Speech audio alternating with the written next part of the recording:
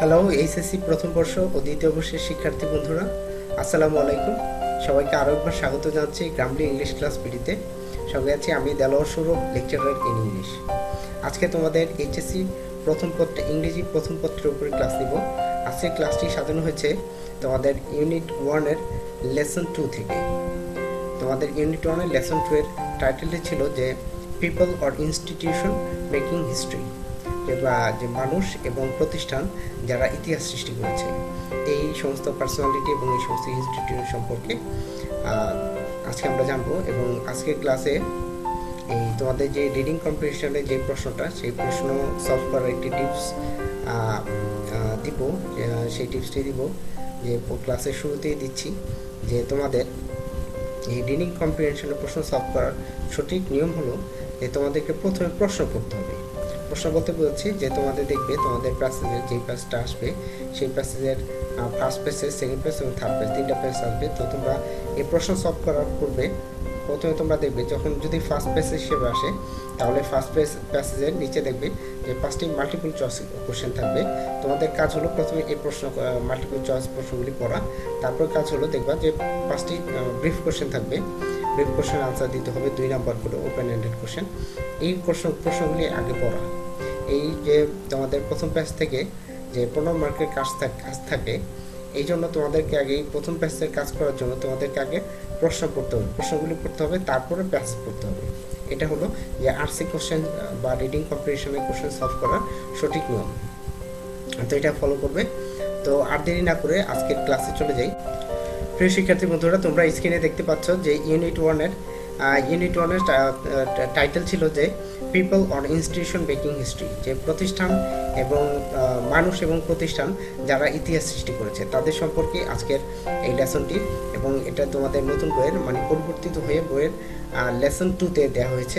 আগের বইটিতে লেসন 1-এ ছিল যে Nelson Mandela from apartheid fighter to president, যে একজন বর্ণবাদী যোদ্ধা থেকে বর্ণবাদের বিরুদ্ধে লড়াই করা একজন যোদ্ধা থেকে যিনি প্রেসিডেন্ট হয়েছিলেন, তিনি ছিলেন নেলসন ম্যান্ডেলা।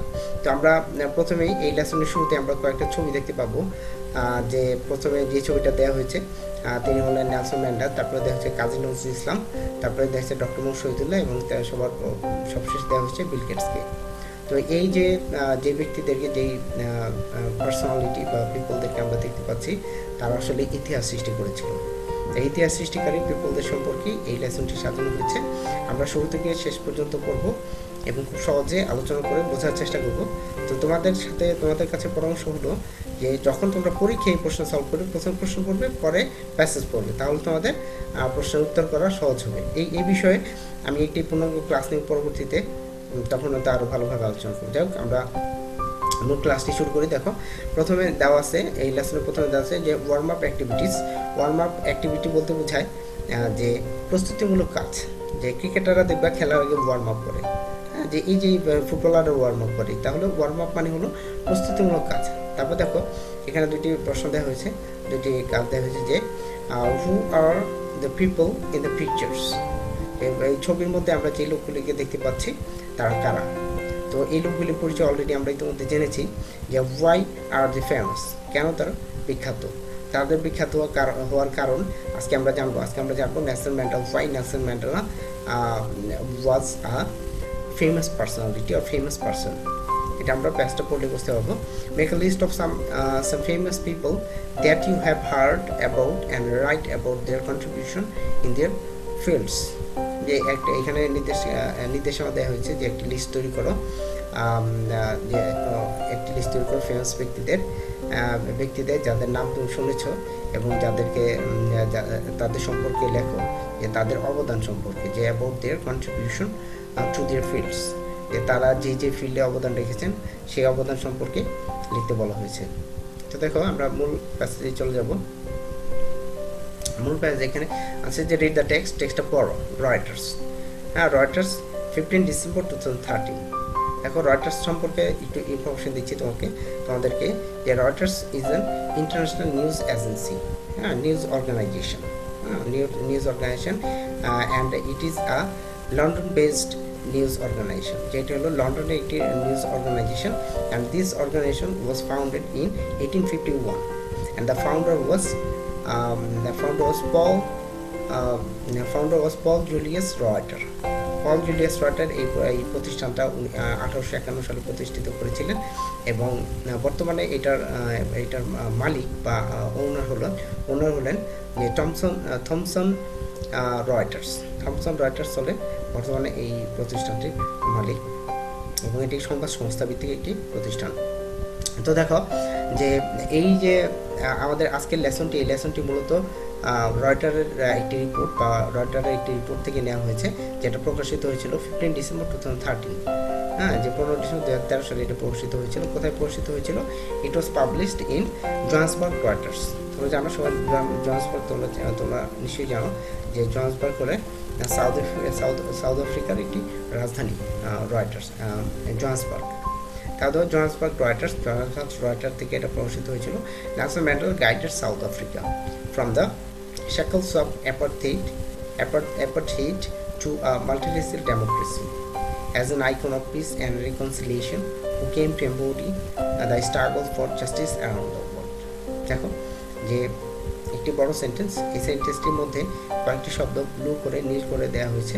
এই শব্দগুলি অর্থ নিচে দেখো যে ডান পাশে নিচে গুরুত্বপূর্ণ শব্দগুলির অর্থ আমি দিয়ে দিয়েছি। তোমরা এই অর্থগুলি দেখে এবং পাশাপাশি একটি করে সিনোনিম দেওয়ার চেষ্টা করেছি। তোমরা এই সিনোনিমগুলো দেখে গুরুত্বপূর্ণ শব্দগুলি পড়ে নেবে, কারণ তোমাদের এইচএসসি পরীক্ষা কমপ্লিট করার পরে তোমাদের কিন্তু অ্যাডমিশন টেস্ট দিতে হবে। তো অ্যাডমিশন টেস্টের ক্ষেত্রে এই শব্দগুলি তোমাদের অনেক কাজে লাগবে এবং তোমরা যারা প্রথম বর্ষে আছো তাদেরও, এবং তোমরা যারা যখন দ্বিতীয় বর্ষে উঠে যাবে তখনও যেই কাজগুলি থাকবে অর্থ বোঝার ক্ষেত্রে অনেক সহযোগিতা হবে। তো চলো আমরা বোঝার চেষ্টা করি যে Nelson Mandela guided South Africa from the shackles of apartheid to a multiracial democracy। যে নেলসন ম্যান্ডেলা সাউথ আফ্রিকাকে পরিচালিত করেছিল, ফ্রম দ্য শেকলস অফ অ্যাপার্থেইড, যে বর্ণ বৈষম্যের শিকল থেকে, টু আ মাল্টিরেসিয়াল ডেমোক্রেসি, একটি বহুজাতিক গণতন্ত্রের দিকে, as an icon of peace and reconciliation, শান্তি এবং সমঝোতার একজন প্রতীক হিসেবে, who came to embody the struggle for justice around the world, যিনি এসেছিলেন সারা পৃথিবীব্যাপী ন্যায় বিচার প্রতিষ্ঠার একজন প্রতীক হিসেবে। এই হলো অর্থটা। আমরা যদি পুনরায় করতে যাই তাহলে দেখো যে সারা পৃথিবীব্যাপী ন্যায়ের সংগ্রামের একজন প্রতীক হিসেবে নেলসন ম্যান্ডেলা সাউথ আফ্রিকায় বর্ণবৈষম্যের শিকল থেকে একটি বহুজাতিক গণতন্ত্রের পথে নিয়ে গিয়েছিলেন। হ্যাঁ, যে Nelson Mandela guided South Africa from the shackles of apartheid to a multiracial democracy as an icon of peace and reconciliation who came to embody the struggle for justice around the world। সারা পৃথিবী ন্যায় বিচার প্রতিষ্ঠার একজন প্রতীক হিসেবে Nelson Mandela, ন্যায় বিচার এবং সমঝোতার একজন প্রতীক হিসেবে নেলসন ম্যান্ডেলা সাউথ আফ্রিকায় বর্ণবৈষম্যের শিকল থেকে একটি বহুজাতিক গণতন্ত্রের পথে নিয়ে গিয়েছিলেন সাউথ আফ্রিকাকে নেলসন ম্যান্ডেলা। তারপর দেখো, আসলে বুঝতে পেরেছ। পরবর্তী লাইনে দেখো যে imprisoned for nearly 3 decades for his fight against white minority rule, Mandela never lost his resolve to fight for his people's emancipation।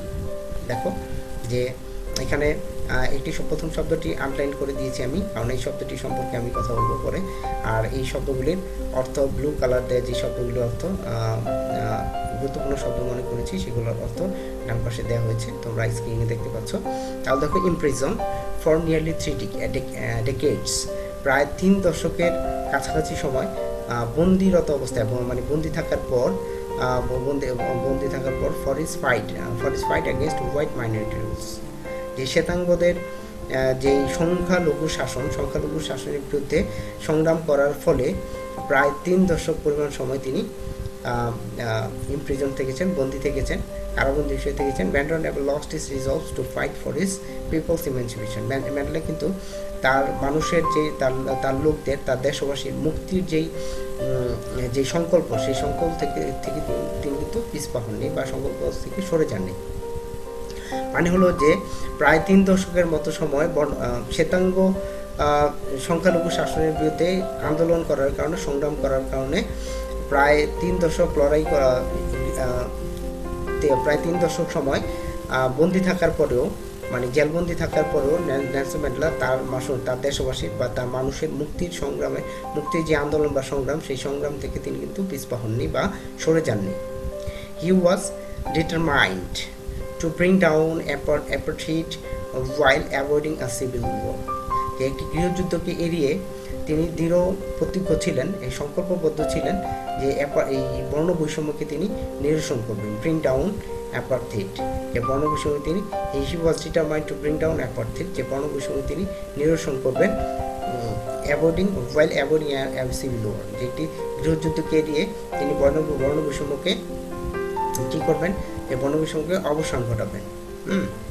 তারপরে দেখো, his prestige and charisma helped him win the support of the world.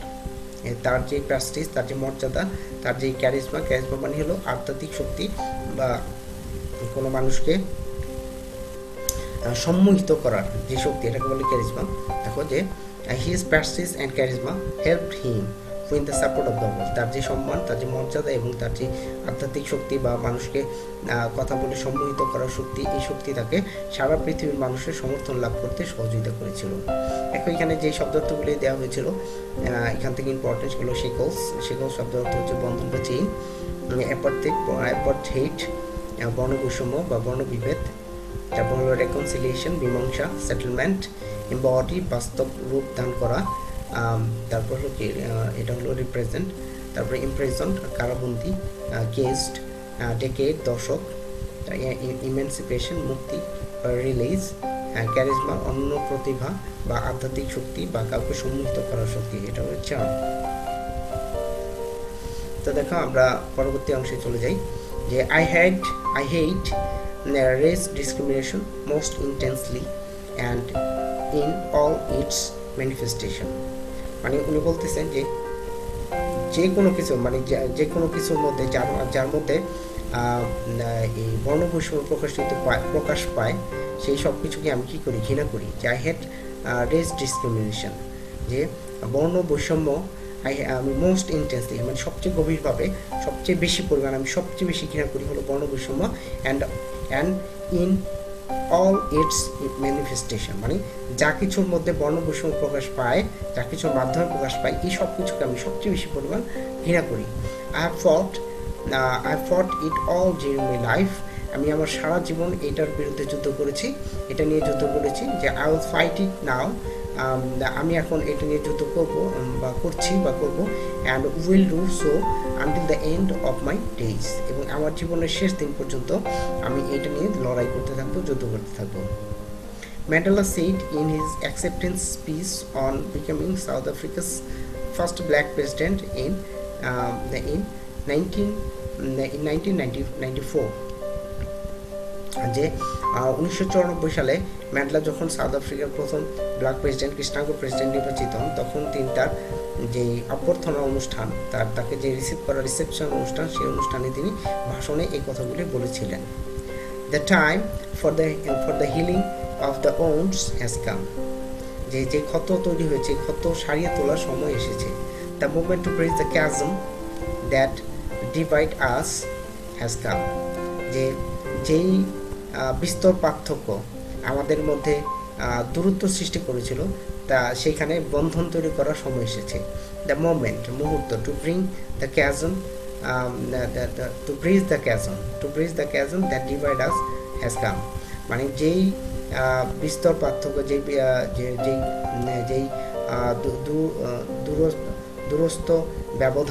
দূরস্থ ব্যবধান বা বড় ব্যবধান, যে পার্থক্য আমাদের মধ্যে সৃষ্টি হয়েছে, আমাদেরকে আলাদা করে রেখেছে, বিভাজিত করে রেখেছে, সেইটার উপরে ব্রিজ করার, মানে বন্ধন তৈরি করার সময় এসেছে। দেখো যে শব্দগুলি এখানে গুরুত্বপূর্ণ ছিল, সেগুলো নিয়ে তোমরা খেয়াল করো। দেখো যে we have at last, finally অবশেষে আমরা, we have achieved our political emancipation, যে অবশেষে আমরা আমাদের রাজনৈতিক মুক্তি লাভ করেছি বা রাজনৈতিক মুক্তি অর্জন করেছি। In 1993 Mandela was awarded the Nobel Peace Prize, an honor he shared with F.W. de Klerk, the white African leader who had freed him from prison 3 years earlier and negotiated the end of apartheid. দেখো যে এখানে বলতে যাচ্ছেন যে in 1993 সালে Mandela was awarded the Nobel Peace Prize. ম্যান্ডেলাকে Nobel শান্তি পুরস্কার দেওয়া হয়েছিল, an honor he shared with F.W. de Klerk, the African white African leader who had freed him from prison 3 years earlier and negotiated the end of the apartheid. দেখো যে এখানে বলা হচ্ছে যে আফ্রিকার একজন শ্বেতাঙ্গ নেতা যিনি নেলসন ম্যান্ডেলাকে তার জেল মুক্তি বা কারামুক্তির 3 বছর পূর্বেই জেল থেকে মুক্ত করেছিলেন এবং আফ্রিকায় এই বর্ণবৈষম্য নিরসনে সমঝোতা করেছিলেন। সেই ব্যক্তির সাথে, সেই F.W. de Klerk'ের সাথেই তিনি যৌথভাবে 1993 সালে নোবেল শান্তি পুরস্কার লাভ করেন। দেখো এখানে যেই শব্দগুলি ইম্পর্টেন্ট ছিল, এখানে হলো ডিসক্রিমিনেশন, বৈষম্য, ডিসপ্যারিটি, তারপর হলো ইন্টেন্সলি, গভীরভাবে, প্রোফাউন্ডলি, তারপরে ম্যানিফেস্টেশন, প্রকাশ, এটাকে ডেমনস্ট্রেশন বলা যায়, তারপরে অ্যাকসেপ্টেন্স, গ্রহণ, রিসেপশন, হেল বলতে নিরাময় করা, রিস্টোর, ওন ক্ষত, সোর বা হার্ট, ক্যাজম দুস্তর ব্যবধান, গ্যাপ, নেগোশিয়েট মীমাংসার উদ্দেশ্যে আলোচনা করা, এটা কোলাবোরেট। হ্যাঁ, এই শব্দগুলি তোমরা কিন্তু অবশ্যই মুখস্থ হয়ে নিবে।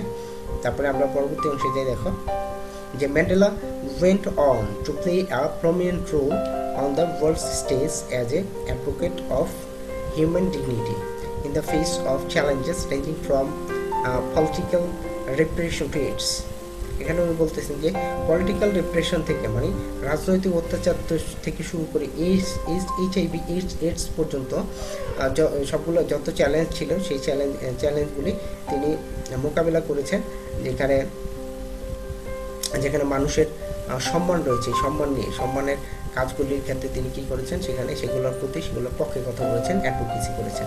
যে Mandela went on to play prominent role, Mandela একটি গুরুত্বপূর্ণ ভূমিকা রেখেছিলেন অন দ্য ওয়ার্ল্ড স্টেজ, পৃথিবীর মঞ্চে ম্যান্ডেলা একটি গুরুত্বপূর্ণ ভূমিকা রেখেছিলেন as an advocate of human dignity, যে মানুষের মর্যাদার একজন অ্যাডভোকেট হিসেবে, মুখপাত্র হিসেবে তিনি গুরুত্বপূর্ণ ভূমিকা রেখেছেন in the face of challenges ranging from political repression to AIDS. হ্যাঁ, যেই চ্যালেঞ্জগুলো এসেছিল, যে পলিটিক্যাল রাজনৈতিক রিপ্রেশন থেকে শুরু করে যে HIV এইডস পর্যন্ত যেই চ্যালেঞ্জগুলো এসেছিল, এই চ্যালেঞ্জগুলি মোকাবেলায় মানুষের মর্যাদা রক্ষার্থে তিনি গুরুত্বপূর্ণ ভূমিকা, বিশ্বমঞ্চে তিনি গুরুত্বপূর্ণ ভূমিকা রেখেছিলেন। আশা করি বুঝতে পেরেছ।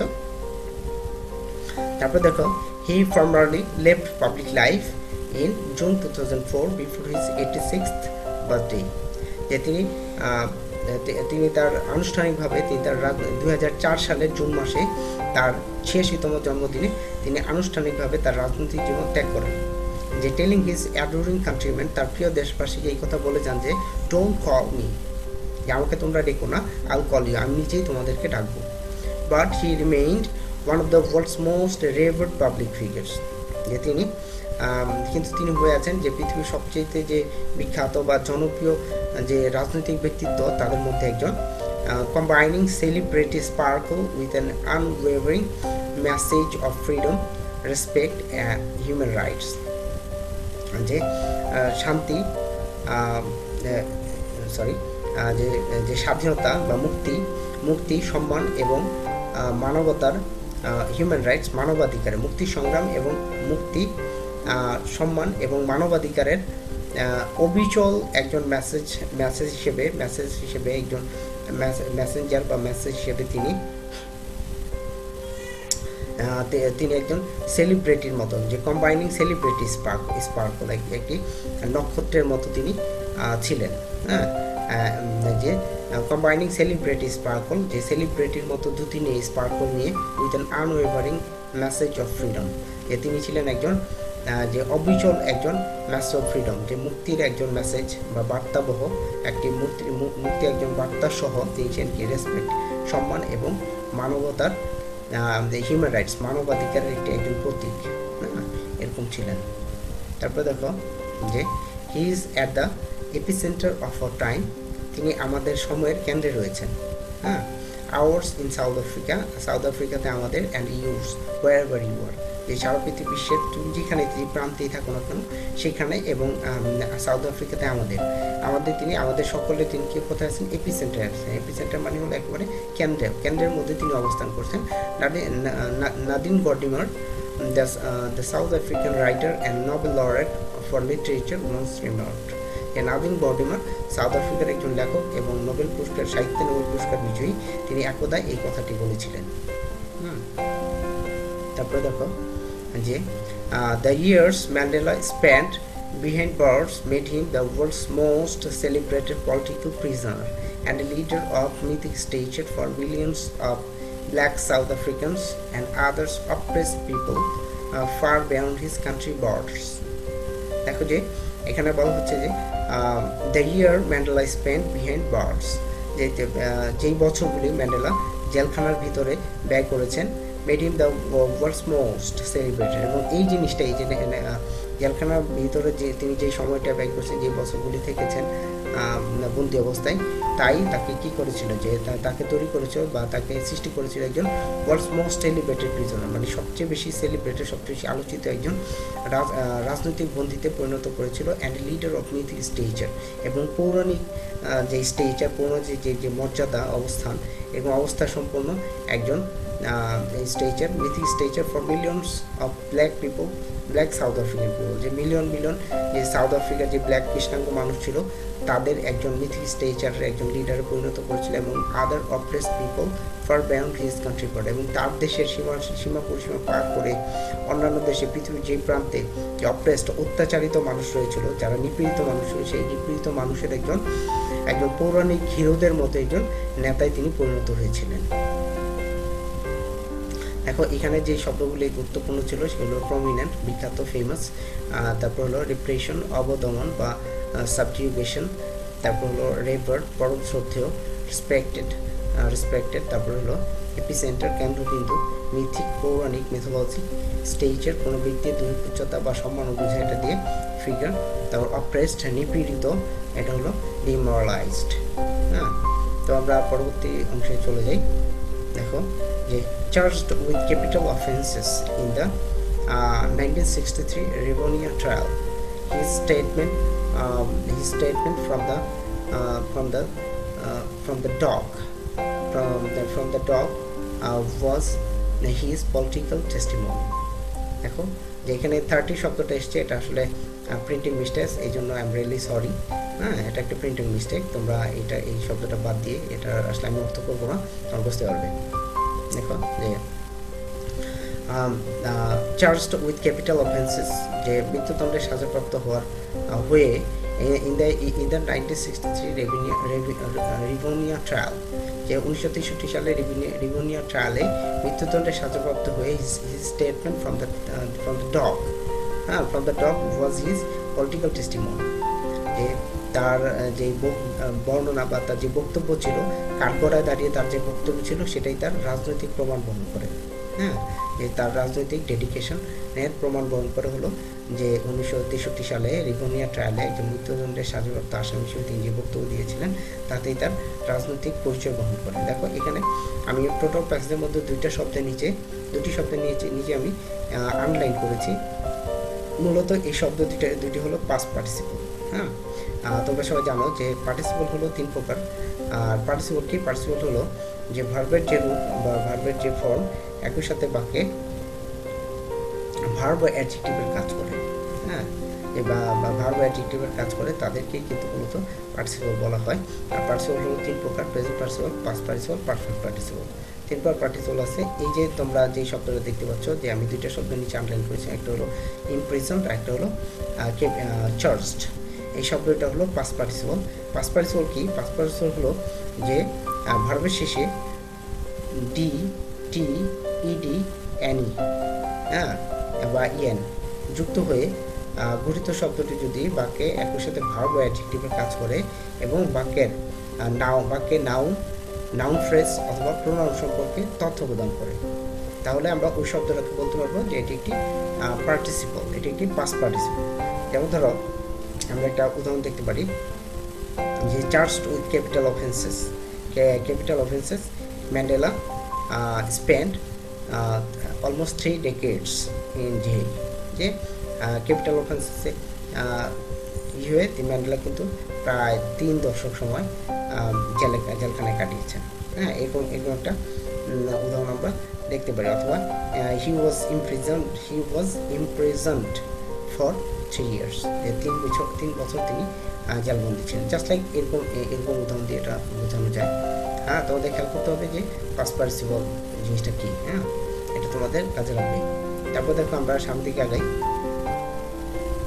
During my lifetime, I have dedicated myself to this struggle of the African people. আমার জীবদ্দশায় আমি নিজেকে উৎসর্গ করছি আফ্রিকান মানুষদের এই আন্দোলনে। হ্যাঁ, I have fought against white dominion and I have fought against black dominion. আমি শ্বেতাঙ্গদের শাসনের বিরুদ্ধে যুদ্ধ করেছি, আবারও আমি কৃষ্ণাঙ্গদের শাসনের বিরুদ্ধে যুদ্ধ করেছি। তারপর দেখো যে I've cherished the ideal of a democratic and free society in which all persons live together in harmony and with equal opportunities, he told the court. তিনি কোর্টকে বলেছিলেন যে I have cherished, মানে আমি এমন একটি আদর্শকে লালন করেছি। সেই আদর্শটা ছিল কিসের? যে আদর্শটা ছিল হলো গণতন্ত্র এবং মুক্ত সমাজের।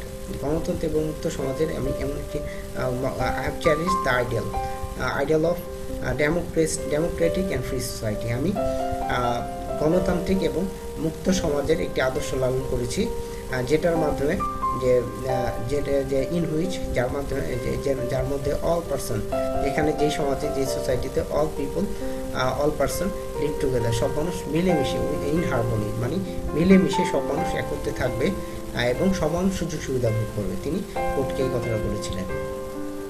তারপর দেখো it is an ideal that I hope to live for, এটি একটি আদর্শ যেটার জন্য আমি বাঁচার আশা করি, অ্যান্ড টু অ্যাচিভ, এবং যেটা অর্জন করারও আমি আশা করি। বাট ইফ নিডস বি, কিন্তু যদি দরকার হয়, it is an ideal for which I am prepare to die, যদি দরকার হয় যে এটা হচ্ছে আমার একটি আদর্শ যার জন্য আমি মরতেও প্রস্তুত আছি। তারপর দেখো যে friends adored Mandela and fondly called him Madiba, যে বন্ধুরা ম্যান্ডেলাকে খুবই ভালোবাসে এবং তাকে পছন্দ করে তাকে মাদিবা বলে ডাকে। The club name by which he was known, এটা ছিল তার গোত্রের নাম যে নামে তিনি পরিচিত ছিলেন। যে people lauded his humanity, kindness and dignity, মানুষ তার মানবতা, দয়া এবং তার মর্যাদার প্রশংসা করে। তো এই ছিল আজকের ক্লাসের প্যাসেজটা। এই প্যাসেজটা তোমার জন্য অত্যন্ত গুরুত্বপূর্ণ। এই প্যাসেজটা তোমরা অত্যন্ত ভালোভাবে পড়বে এবং পাশাপাশি আমি যে শব্দগুলি দিয়েছি সেই শব্দগুলির অর্থ অবশ্যই মুখস্থ করে নিবে। তোমরা যারা প্রথম বর্ষে আছো এবং তোমরা যারা দ্বিতীয় বর্ষের পরীক্ষার্থী, তোমরা যারা প্রথম বর্ষে খুব শীঘ্রই ভর্তি হবে, তারাও এই ক্লাসটি অবশ্যই দেখবে। হ্যাঁ, তা দেখো এখানে যে শব্দগুলি দেওয়া হচ্ছে তোমরা স্ক্রিনে দেখতে পাচ্ছ, যে অফেন্সেস অপরাধ, এটা ছিল ক্রাইম। তারপরে টেস্টিমনি প্রমাণ, এভিডেন্স। ডেডিকেটেড নিবেদিত, ডিভোটেড। তারপর হলো ডোমিনেশন শাসন, এটা ডোমিনিয়ন বলা যায়। তারপর হলো চ্যারিস্ট লালিত, এটা হলো রিয়ার্ড। তারপরে হারমোনি মিল, সিম্ফনি। ক্লান পুত্র, ট্রাইব বা ট্রেস। লর্ড প্রশংসা করা, প্রেজ। ডিগনিটি মর্যাদা, স্টেচার অর র্যাঙ্ক। আশা করি ক্লাসটি তোমাদের ভালো লেগেছে এবং তোমরা বুঝতে পারবে। এবং তোমাদের কাছে অনুরোধ থাকবে, এখন যারা চ্যানেলটিকে সাবস্ক্রাইব করোনি অবশ্যই সাবস্ক্রাইব করবে এবং বন্ধুদের সাথে শেয়ার করবে। কারণ তোমরা একটু বিষয় জানো যে একটি ক্লাস করার জন্য আমাকে অনেক সময় দিতে হয়, অনেক কাজ করতে হয়, অনেক ব্যস্ততা থাকার পরেও তোমাদের ক্লাসটা নেওয়ার চেষ্টা করি। হ্যাঁ, তোমাদের সহযোগিতা করার জন্য চেষ্টা করি। অবশ্যই তোমরাও আমাকে সহযোগিতা করার চেষ্টা করবে, চ্যানেলটিকে সাবস্ক্রাইব করবে, বন্ধুদের সাথে শেয়ার করবে, লাইক কমেন্ট করবে এবং তোমরা পরবর্তীতে কোন বিষয়ের উপরে ক্লাস দেখতে চাও সেটা তোমরা অবশ্যই কমেন্ট করবে এবং কে বাংলাদেশের কোন প্রান্ত থেকে আমার ক্লাসটি দেখছো অবশ্যই তোমরা কমেন্টে উল্লেখ করে আমাকে জানাবে। তো অবশ্যই তোমরা ভালো থাকবে। আল্লাহ হাফেজ।